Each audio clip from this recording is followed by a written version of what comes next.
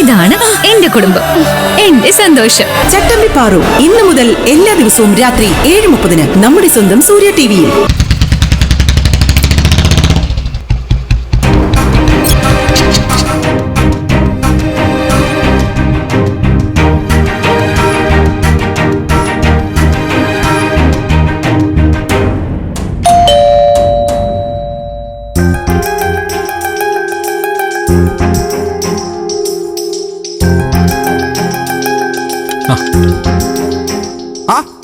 രഘുവേട്ടൻ തിരിച്ച് ഇങ്ങോട്ടൊക്കെ വന്നോ?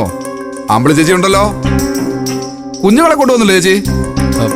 ഇല്ല പിന്നെ മക്കള് പഞ്ചരന്തത്തിലാ. അവിടെ സരോജിനി എൻ്റെ ഉണ്ട്. ഞങ്ങളുടെ തിരിച്ച് പോവുകയും ചെയ്യും. ആണോ? ആ ചീരൂനെ ഇന്ന് ഡിസ്ചാർജ് ചെയ്യാം. അങ്കിളിനെ കണ്ട് ആ വിവരം പറഞ്ഞ് പോവാന്ന് കരുതിയാ ഞാൻ ഇങ്ങോട്ട് വന്നത്. ചീരൂനെ അച്ഛനും അനുപമയും കൂടി വീട്ടിലാക്കാമെന്ന് പറഞ്ഞു. എല്ലാ അച്ഛനങ്ങ് ഏറ്റെടുത്തിരിക്കുക. ഞാൻ ബില്ലടക്കാൻ വേണ്ടി ചെന്നപ്പോ അച്ഛനാ ഹോസ്പിറ്റൽ ബില്ല് മുഴുവൻ അടച്ചിരിക്കുന്നു. 27,000 രൂപ. ഞാൻ പിന്നെ എന്ത് പറയാ, അച്ഛൻ മകൾക്ക് വേണ്ടി ചെയ്യുമ്പോ നമുക്ക് പിന്നെ വേണ്ടാന്ന് പറയാൻ പറ്റില്ലല്ലോ. ഏതായാലും ചീരു വീണ്ടും വീട്ടിലേക്ക് വരിക, അത് തന്നെ വലിയൊരു സന്തോഷം. ഞങ്ങളുടെ അച്ഛൻ എല്ലാരെയും സന്തോഷിപ്പിക്കാനേ അറിയൂ. പിന്നെ ആരെങ്കിലും അച്ഛൻ സങ്കടപ്പെടുത്തുന്നുണ്ടെങ്കിലേ അത് ഞങ്ങളെ മാത്രം.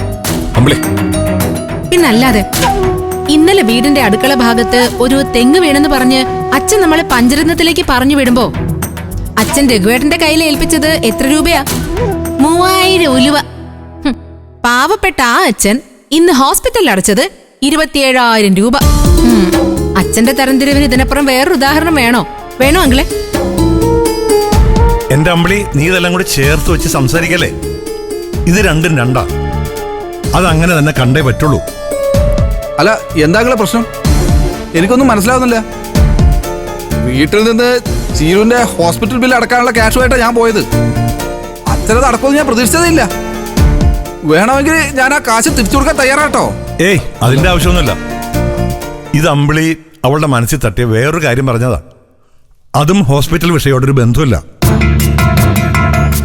ഇവളെ ചില നേരത്തെ ഇങ്ങനെ പിന്നെ എവിടെയും കയറി എന്തും വിളിച്ചോളെ.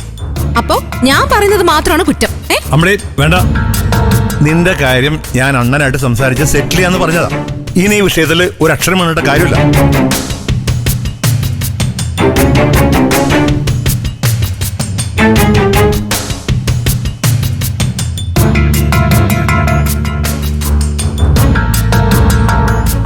ആർച്ചമോളെയും ഭദ്രമോളെയും നിങ്ങൾ പഞ്ചരത്നത്തിലേക്ക് തിരിച്ചു കൊണ്ടുപോയില്ലായിരുന്നെങ്കിൽ ഇന്ന് ഞാൻ അവരെ വീട്ടിലേക്ക് കൊണ്ടുപോയേനെ. അത് സാറില്ല പിന്നെ ചീരൊന്ന് നോർമൽ ആവുമ്പോ ഞങ്ങൾ അവരെ അങ്ങോട്ട് കൊണ്ടുവരാം. അതുപോലെ അത് മതി. എന്നാ പിന്നെ ഞാൻ ഇറങ്ങട്ടെ. ശരി. അച്ഛനും അനുവും ചീരുവിനെയും കൂട്ടി വരുന്നതിന് മുമ്പ് എനിക്ക് വീട്ടിലെത്തി പല കാര്യങ്ങളും ഉണ്ടേ. ഓക്കെ പിന്നെ, എന്നാ പിന്നെ കാണാം. ഞാൻ വിളിച്ചോളാം. ശരി. ശരി.